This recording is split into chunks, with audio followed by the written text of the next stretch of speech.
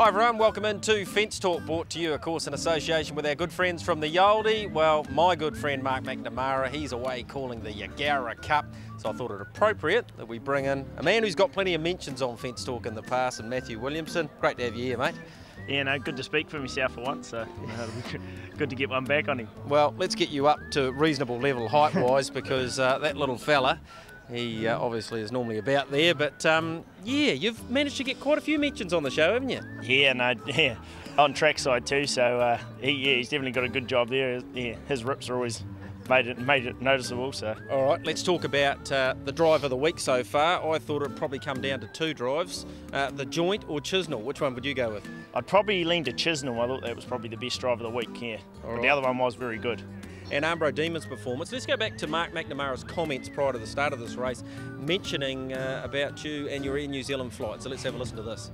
This is a race into, I think, Ambro Demon. Matty Williamson flew back as an unaccompanied minor on Air New Zealand from Invercargill just to drive this one. We wanted you to hear that because I know being out on the track, clearly you wouldn't have been able to. What do you got to say to that? I see he's gone on a flight down to Australia as well, so yeah, I don't know if there's a height limit when you go overseas, so or else he would have been in trouble getting over there, but yeah. All right, let's go back to your favourite race as well. In your career, I believe, there was a trotting race for 2-year-olds at Rangiora, and the bloke calling it, I must admit this doesn't happen very often, he got it slightly wrong. Yeah, no, big time. It's definitely my favourite win, so let's yeah, take in the coverage. You'll see why. Leader though is Thinks Charlie, pinched a break, it's home Thinks Charlie, it's out by 2 Mariposa, flying late Tom Cray, leader's folding up though Thinks Charlie, Tom Cray charging at 1.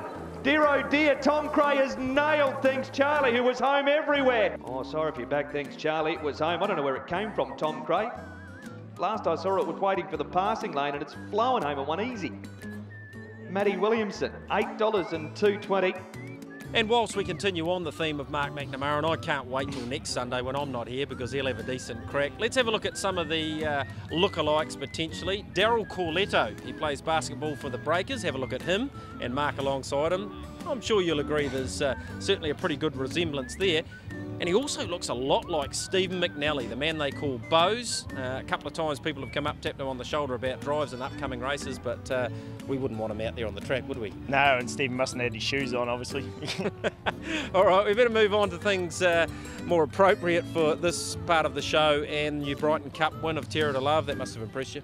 Yeah, no, definitely. No, that was a big run, so yeah, he is looking good for the Cup. All right, what of the others? Marcish was pretty good, Orca Reactor was pretty unbelievable. You've got a drive at the moment. You're sort of available if anyone? Yeah, no, definitely available. Numbers in the directory here, so yeah, no, definitely available. Hopefully, you know, Caribbean Blaster and that, you know, you wouldn't have thought they'd come over with a driver, so, you know.